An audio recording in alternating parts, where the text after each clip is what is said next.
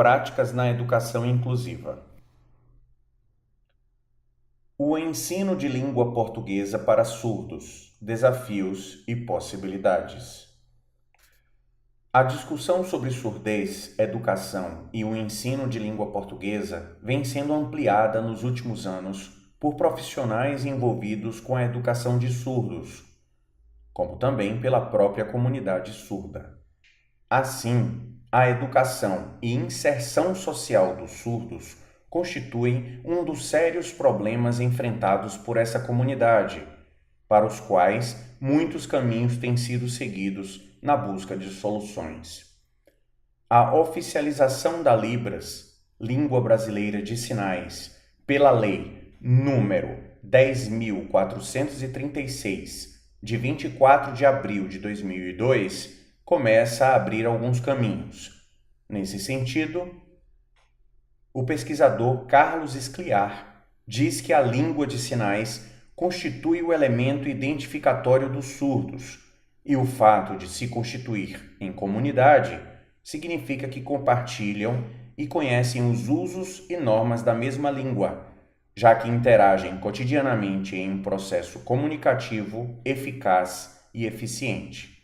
Isto é, desenvolveram as competências linguísticas, comunicativas e cognitivas por meio do uso da língua de sinais própria de cada comunidade de surdos. No entanto, a oficialização da Libras e o uso desta língua pela comunidade surda ainda não garante o acesso à informação, tampouco a constituição de um sujeito cidadão agente de transformação social. Isso será possibilitado por uma educação de qualidade que desenvolva habilidades e competências que mobilizem o indivíduo para conquistar uma posição social não atrelada à condição econômica, mas sim ao papel que o indivíduo desempenha dentro de uma organização social. Nesses termos, o letramento faz uma ideia muito interessante, pois vai muito além do processo de alfabetização. Ele não se limita somente ao ensino da leitura e da escrita, mas dá condição ao indivíduo de se relacionar de maneira diferente com seu meio social e cultural. A pessoa passa a se apropriar dos diversos gêneros e tipos de leitura e escrita e usa-os a seu favor. Nesse sentido, Magda Soares define letramento como um estado ou condição de quem não apenas sabe ler e escrever, mas cultiva e exerce as práticas sociais que usam na escrita. Assim, podemos afirmar que o ensino da leitura e da escrita não são tarefas apenas do professor de língua portuguesa, mas sim devem ser ensinadas em todas as disciplinas, pois cada área do conhecimento utiliza gêneros e tipologias textuais distintas e a leitura e escrita destes textos precisam ser ensinadas pelos professores dessas áreas. Desta maneira, é de suma importância que todos os professores, além de conhecerem a singularidade dos seus alunos, tenham conhecimentos acerca dos conteúdos, comportamentos e estratégias de leitura e escrita. A falta de conteúdos produzidos em Libras coloca o surdo em uma condição de acesso ao conhecimento desigual em relação ao ouvinte.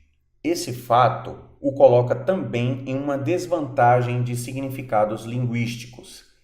Nesse caso, é importante salientar que esse não é um problema originado na língua de sinais, mas sim na posição de desvalorização que ela ocupa na sociedade.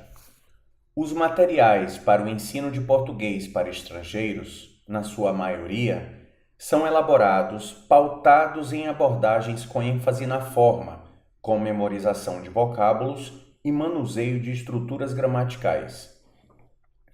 Há uma grande carência de atividades que estejam voltadas para uma abordagem comunicativa, com ênfase no uso da língua e tarefas com textos autênticos, como, por exemplo, revistas, jornais, encartes de propagandas, bilhetes, etc. A falta de materiais e pesquisas para o ensino de língua portuguesa para surdos exige do professor um esforço muito maior para o planejamento das aulas e para a criação de materiais inteligentes, dinâmicos, criativos e interativos. A tradição voltada para a valorização do ensino da gramática desenvolveu uma cultura escolar, levando professores a reproduzir o ensino que gera uma falta de sentido para a língua apreendida pelos alunos surdos. Desconstruir essa tradição não é tarefa fácil. O trauma do aprendizado da língua portuguesa oral por surdos em ambientes clínicos com métodos fonoarticulatórios produzem uma rejeição a essa língua. O fato de elencar os desafios no ensino e na aprendizagem da língua portuguesa para surdos nos permite a reflexão sobre as possibilidades de transpor os limites neste processo. Além disso, é preciso compreender que os recursos tecnológicos podem ser grandes aliados do professor. Diferentemente de aprendizes estrangeiros, os surdos brasileiros nascem e convivem em uma cultura construída na língua portuguesa. E essa é a língua de circulação na comunidade em que vivem, ou seja, do ponto de vista visual, o registro escrito faz parte da vida do sujeito surdo desde a infância. A oficialização da Libras não garante o acesso à informação da comunidade surda. Isso será possibilitado por uma educação de qualidade que desenvolva habilidades e competências. Essas e outras possibilidades e desafios nos levam a uma perspectiva diferente no ensino e aprendizado da língua portuguesa por surdos, perspectiva que extrapola as estruturas formais da linguagem e orienta o trabalho da sala de aula em torno do uso da língua, ou seja, do ensino da leitura, da escrita, do discurso e da gramática, compreendida como uma prática de reflexão sobre a língua e seus usos. Isso levará à instrumentalização dos alunos, possibilitando-os a utilizar esses conhecimentos de forma funcional e crítica nos diversos contextos sociais.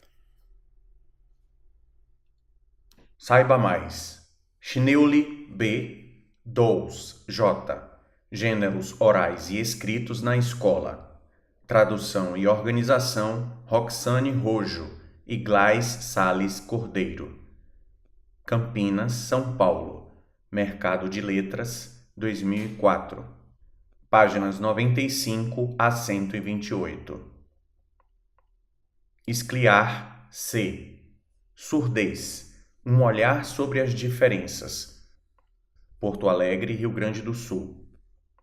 Mediação, 1998. Soares, Magda. Linguagem e Escola. Uma perspectiva social. 17ª edição. São Paulo, Ática, 2005. Solé, Isabel. Estratégias de leitura. Porto Alegre. Artes Médicas, 1998.